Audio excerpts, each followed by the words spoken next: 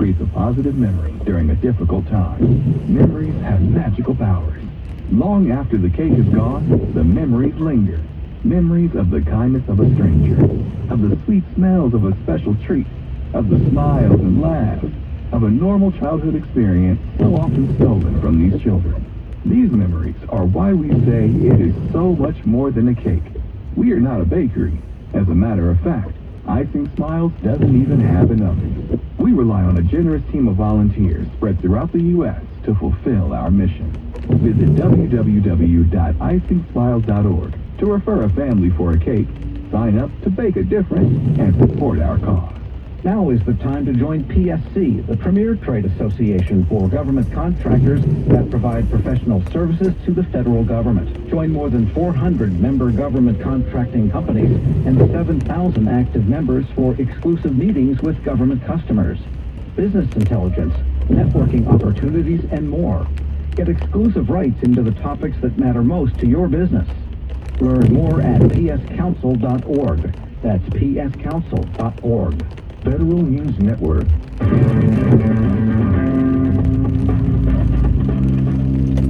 Welcome back to the Federal Drive with Tom Temin on Federal News Network. I'm Eric White filling in for Tom. Millions of Americans are sweating over one of the most intrusive and convoluted processes known to mankind. The IRS is in high gear as it prepares to process tax returns. Everyone uses software, but what if artificial intelligence could cut through the tax tangle? Federal Drive host Tom Temin spoke to someone who thinks that's a distinct possibility. He's professor at the Carey Business School at Johns Hopkins University, Ting-Long Dai. And I want to talk about the IRS, which has this massive processing problem, and there's lots of automated rules that check if the returns are correct. But you studied how AI could help in this process. What are some of your thoughts here? Well, first of all, it's helpful to define what AI is. So artificial intelligence is definitely more than just ChatGPT that most people are familiar with these days. The field has been there for almost 70 years. You can think of many different kinds of AI. You have rule-based AI. If you can feed your machine all sorts of tax rules, deduction, laws, regulations, constraints, and you will figure things out. That kind of AI can be very useful, very reliable, very transparent, very easy to audit, very easy to figure out what went wrong. Problem with the traditional rule-based AI is that it's a little bit too rigid.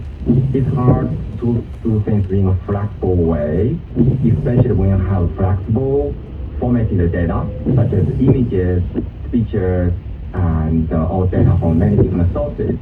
So then you have more recent kind of predictive AI, which by the way includes all the OCR technology. You take picture with a W2 form, it figures out the numbers, it transmits those numbers into the tax software, and that has become very, very reliable due to advances in computer vision over the past 10 years or so. And then more recently, the kind of AI everyone gets excited about obviously is the ChatGPT, the kind of large language models.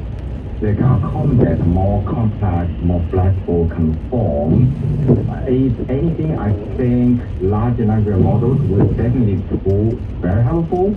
We added to the AI toolboxes that IRS and all the tax prep software companies, most consumers are already using these days, and we just make the process even more efficient and more reliable. And you mentioned OCR capabilities that are up to date, because OCR has been around a long time, but handwriting is really the tough part for OCR. And although handwriting OCR has actually been around for probably 25, 30 years anyway, the Postal Service uses it. But in the predictive model, then, it sounds as if that could help speed those returns that are still paper. As opposed to electronic. Especially when you think about a lot of tons of receipts, tons of invoices, bills, of different forms. Yeah, you mentioned handwriting. They said you do not need to have handwriting, but sometimes it's just like the format of the files, not what the software are used to. Sometimes they get numbers wrong. The other day I tried to use my phone to scan my US passport because the expiration date is wrong. The expiration year was 2051. That's another possible. Nobody has a passport that expires on 2061, right? So even something as basic as 3 and 5, you got it wrong, and that was printed on US passport, right? Until 2004. So this is one area that large language models can be helpful because if you combine GPT technology such as ChatGPT with OCR, with computer vision, you could figure out, well, 2051 doesn't make sense. 2031 makes more sense. Right, and when you get to the chat GPT, the problem with that for most people is the fact that it's trained with more data than a specific application would want it to be trained with. And if you limit your large language model to the data that's pertinent, you'll probably get more consistent results. Correct. Yeah, so most of large language models that the consumers use these days are off the shelf. They have already been developed by large companies like Microsoft, Google, Facebook. But what they are not doing is that they have not been trained for the specific purposes, such as text tasks. So that means for these models to be useful, they need to be fine-tuned. You need to fill them with the kind of rules that are necessary, needed for text craft. But the other actually challenge here is actually that they're like human beings in the sense that they're really good at figuring out what's plausible, what makes sense, what doesn't. But they make up a lot of stuff, right? So like Tom, you and I were speaking now, we make up a lot of things. You know, it's not like we make up things on purpose. It's just that you're never sure. So, if I ask you, what was your AGI last year, you probably will make up something, right? Because unless you actually look up your record, you wouldn't know exact number. That's also the challenge with large language models is that they make up stuff. Sometimes what they make up happens to be true. That's good. A lot of times they could hallucinate. And also they're not really good at calculating stuff, just like we humans, right? And other than addition, multiplication, we are very bad at calculating things. We're speaking with Ting-Long Dai. He's professor at the Carey Business School at Johns Hopkins University. And getting back to rule-based AI, of course, the tax code is thousands of pages, and there are there are unlimited variables. I guess somebody could count the variables, but I think there's unlimited numbers of variables in tax return data. So when does rule-based logic, simply saying if-and types of calculations, even millions of them, change from being just regular logic to becoming artificial intelligence? Yeah, that's actually one of the central questions in artificial intelligence, is actually to figure out how to make those rules work. And if certain rules are written on the paper, that's the easy part. But if you actually talk to a tax expert, if you observe them for a week or for a month or a year, you will know that certain unwritten rules. There are certain rules are not written because there are all sorts of ambiguities, right? And how to make a determination about one kind of deduction versus the other. How do you decide what should be fitting that particular part of the form? Which form to choose? It's not always black and white. There's tons of ambiguity. So that's where you need human expertise. So the part of a central challenge in artificial intelligence between 1950 to 90s, or even now, this kind of rule-based AI is to trying to infer those rules based on your observation of how experts reason, how experts decide, how experts act. Ting-Long Dai is a professor at the Carey Business School at Johns Hopkins University, speaking there with Federal Drive host Tom Temin. There's more to this interview. You can find it at federalnewsnetwork.com/Federal Drive. You can also subscribe to the Federal Drive wherever you get your podcasts. Still to come on Federal News Network, the principal cyber advisor in each military service almost went away. Federal News Network's Jason Miller tells us why that would have been a bad decision. It's the Federal Drive with Tom Temin on Federal News Network. I'm Eric White filling in for Tom. Now today's Federal Newscast. Junior enlisted service members could get a 15% hike to their base pay as soon as next year. The plan is part of a comprehensive military quality of life report unveiled by lawmakers on Thursday. While service members receive pay increases every year, they're not keeping up with inflation. The proposed pay raise would bring the salaries of junior enlisted service members to over $30,000 annually. Lawmakers vowed the report's recommendation will be in the 2025 National Defense Authorization Act. A Senate committee is trying to find out why the Postal Service keeps raising its mail prices. The Senate Homeland Security and Governmental Affairs Committee will hold a hearing next Tuesday. It'll hear from Postmaster General Louis DeJoy, as well as a postal regulator that's been approving these higher mail prices. The USPS Inspector General and the chairman of the USPS Board of Governors are also slated to testify. USPS plans to raise the price of a first-class stamp to 73 cents in July. That's its sixth price increase since 2020. Find these stories and more at federalnewsnetwork.com. I'm Peter Masurlian. Wisdom served daily.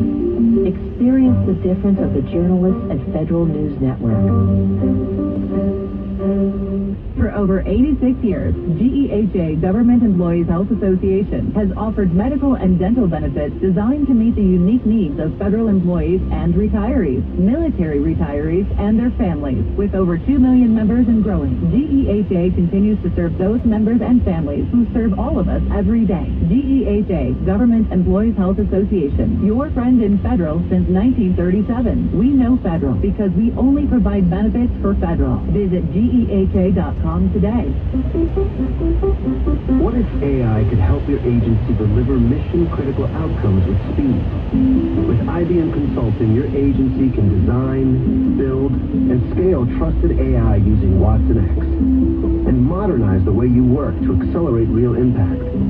Let's create AI that transforms your agency. Learn more at ibm.com/federal. IBM. Let's create. Tune in to Advancing the Science of Addiction every Saturday from 10 a.m. to 11 on Federal News Network. Hosted by me, Jimmy Alexander, and brought to you by the National Institute on Drug Abuse Intramural Research Program, part of the National Institutes of Health. Learn more about the advancements in treatment for addiction and recovery, ongoing clinical studies and clinical trials, and how you can participate. That's Advancing the Science on Addiction every Saturday from 10 a.m. to 11 here on Federal News Network.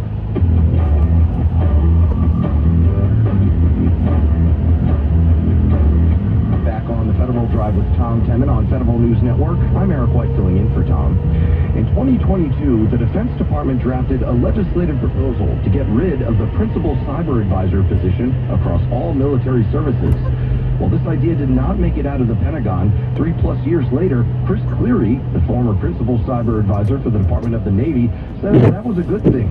Cleary, who left government recently and joined the private sector, tells Federal News Network's executive editor Jason Miller about the impact of the Principal Cyber Advisor in the Navy. All the services in the very, very beginning wanted to get rid of the PCAs. There was a ledge prop that was trying to be submitted, and Congress sort of came over the top and said, no, you're going to do this. So year one in the job, I make the joke, I was sort of just trying to be avoided getting smothered by a pillow. Because, you know, hey, we just stood up the CIO office. We just re-empowered the CIO. Like, what's the PCA and what's this person going to do for the organization? But now I was very attuned to that and ready that, you know what, I just work here. If the decision is to push back on this creation and maybe do away with the PCA job, I was just going to go back to being the CISO. I was just kind of being a good sailor, right? Whatever that was the best needs of the Navy, I was prepared to do that. So after the first year, and then it looked like this thing was not going anywhere, it was, oh, great, well, how do we bring value to the organization? The one thing that the PCA office was most visible for, and again, it's still kind of a maturing process. We've only done this, it'll be 4 times now that Scott St. Pierre's got to get the next one out, which is we submit a letter on the budget adequacy every year, somewhere in the POM process. And what we found was, it was the subjects at the time, you know, the mission force, OT security, Zero Trust was just kind of getting off the ground in 2019.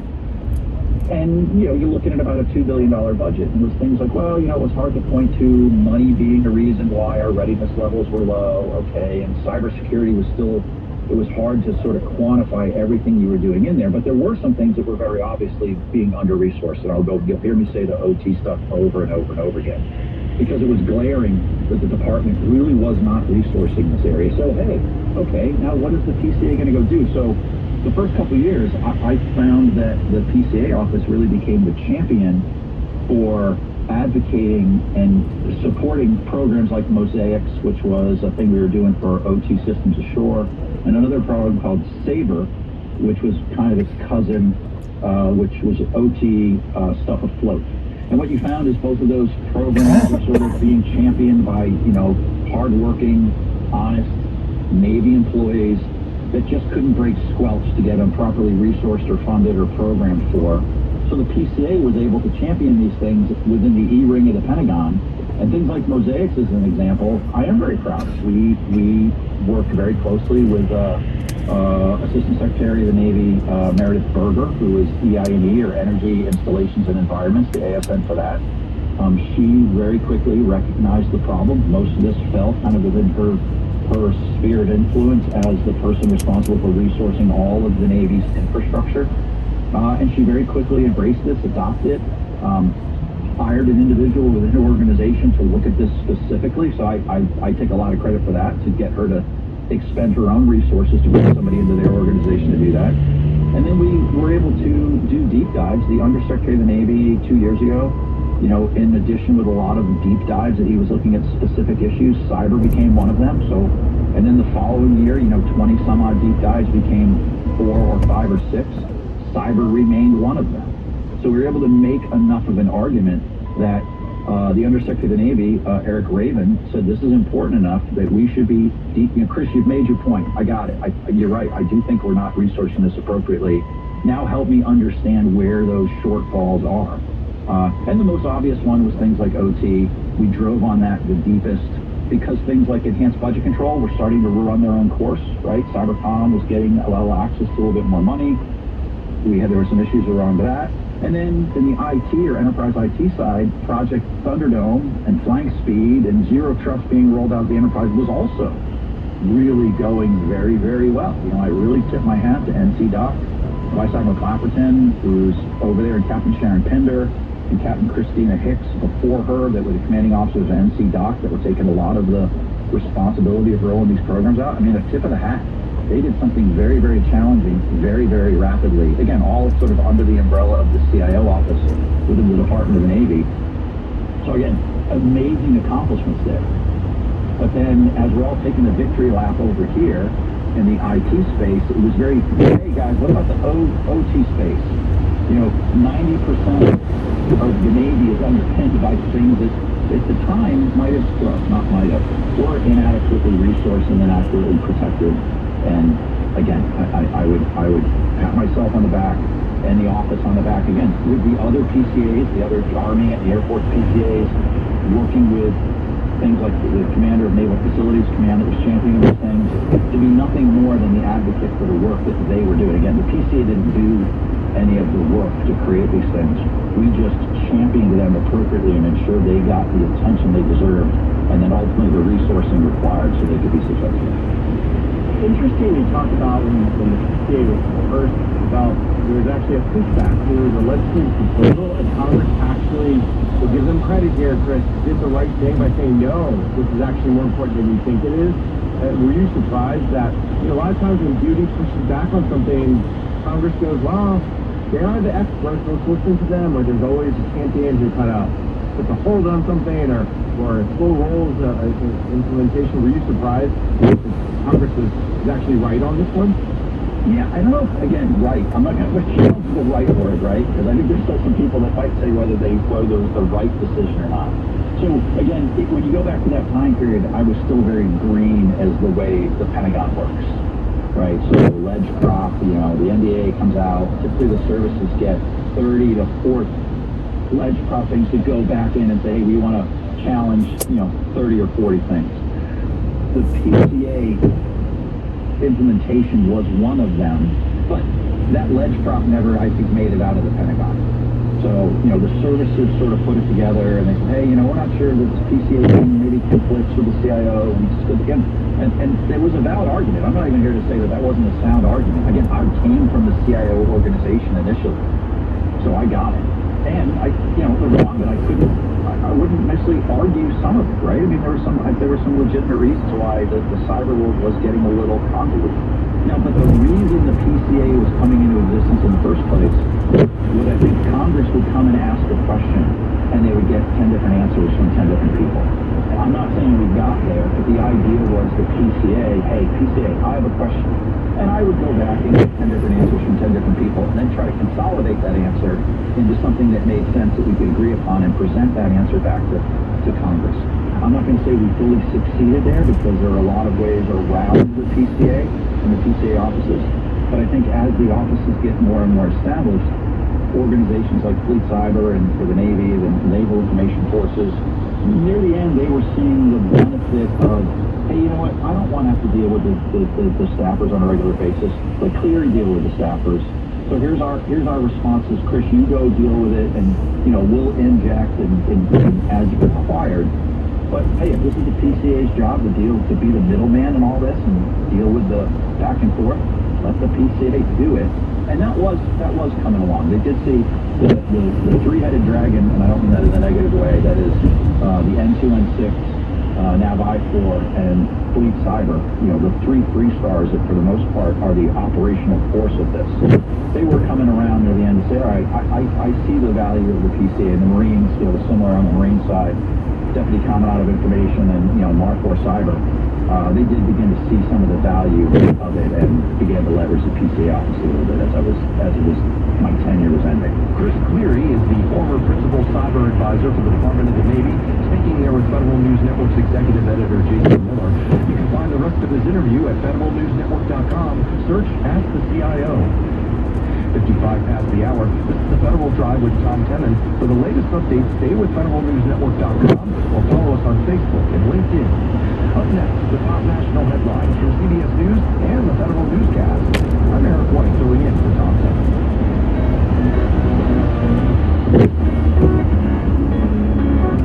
Each week on the Business of Government Hour, government executives and thought leaders join host Michael Keegan for an informative, insightful, and in-depth conversation on improving government and its effectiveness.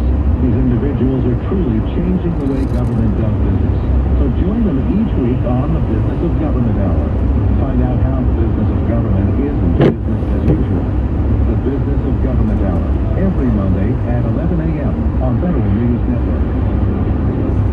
Here's Karen Holmes, President of Exeter Government Solutions, on the topic of using data for better supply chain risk management during Federal News Network's DoD Cloud Exchange, sponsored by Exeter. We have some very, very sophisticated AI models that allow us to consume that data and make sense of it, so that when we present it to our user and enable that supply chain risk manager to really understand what risk they need to pay attention to. To hear the entire discussion, visit federalnewsnetwork.com and search Exeter.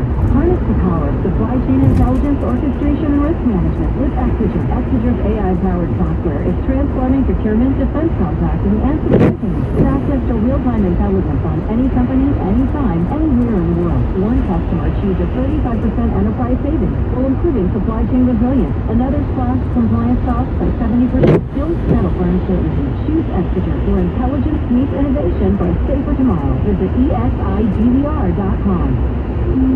Hi, I'm Eric White. Join me on the Space Hour, a quick look at the commercial space industry from both the public and private sector. We discuss topics pertaining to the aerospace community with current and former members of the federal government, academics with in-depth knowledge, along with industry leaders, all of whom are paving the way to advance the U.S. space field. Listen to it on Federal News Network, on our website, federalnewsnetwork.com, or on demand anytime wherever you get your podcasts. We're the news organization of record for the federal community. Our mission is helping you meet your mission. WFED Washington, WTOP FM HD2 Washington, W283 Sterling, WTOP FM HD2 Braddock Heights, WWWTFM HD2 Manassas. Portions pre-recorded. Federal News Network. This is the CBS World News Roundup. It's sponsored by Progressive Insurance.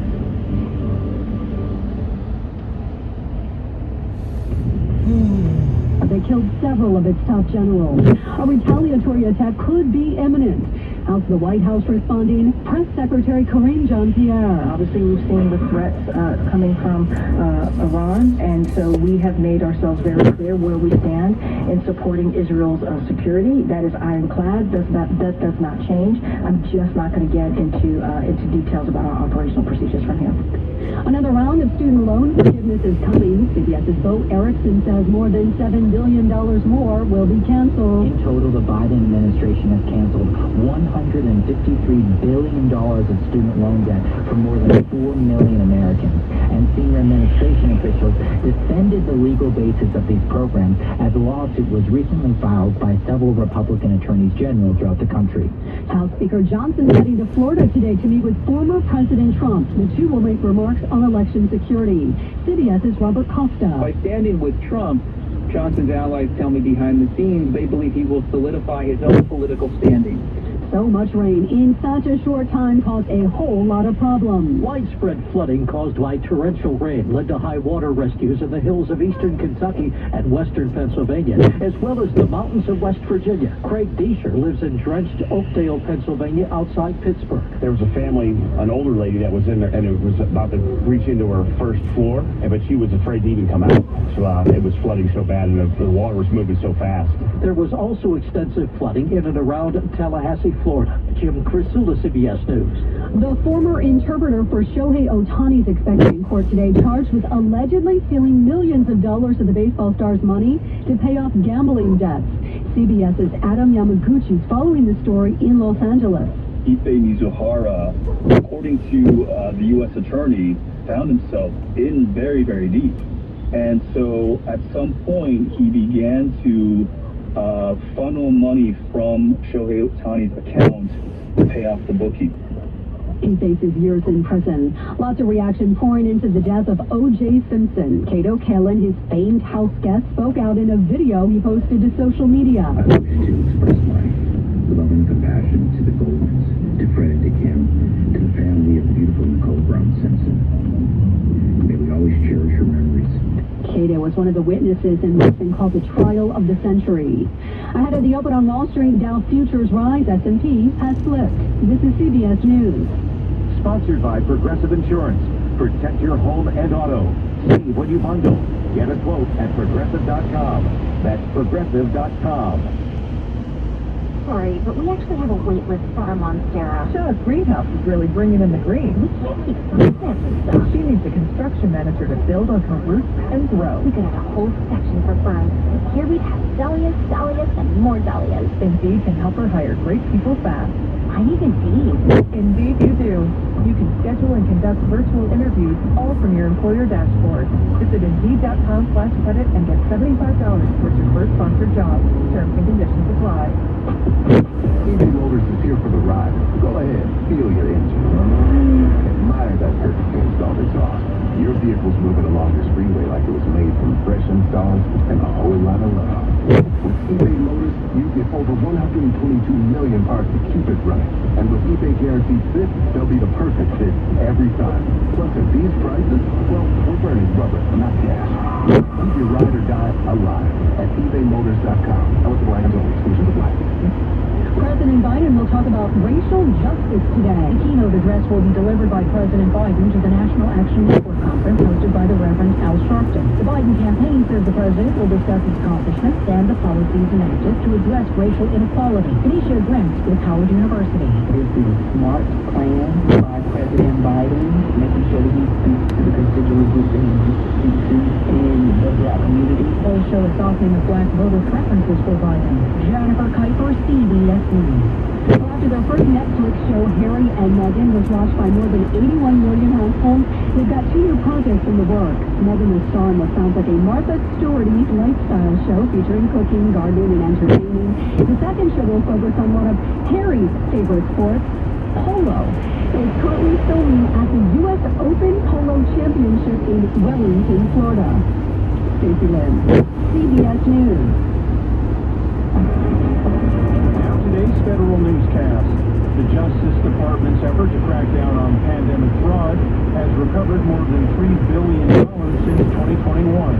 In a new report, the COVID-19 Fraud Enforcement Task Force says that it has filed criminal charges against more than 3,500 people and won more than 200 civil settlements and judgments worth over $100 million.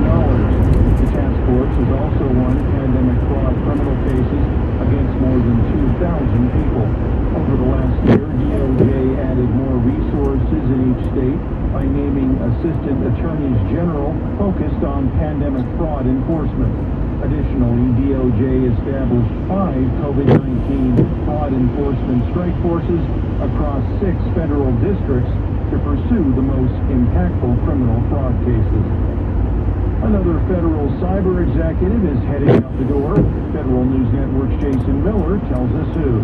Sean Connolly, who has led many of the major federal cybersecurity initiatives over the last decade, is heading to the private sector. The chief program manager and senior cyber architect at CISA will join Zscaler, who will lead their international zero trust compliance efforts.